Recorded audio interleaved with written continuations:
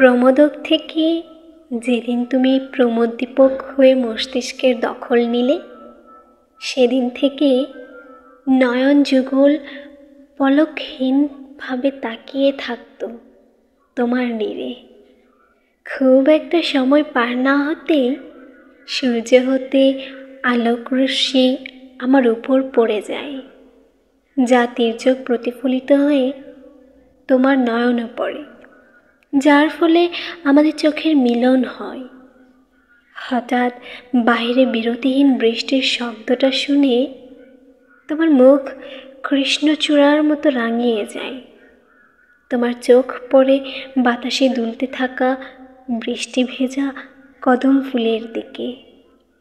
মনে হচ্ছিল তুমিও কদম ফুলের সাথে ভিজতে চাইছ। বৃষ্টি উপেক্ষা করে তোমার জন্য কদমের ডাল নিয়ে আসলাম। তুমি অবাক দৃষ্টিতে তাকিয়েছিলে হাবাগোবা ছেলেটার দিকে।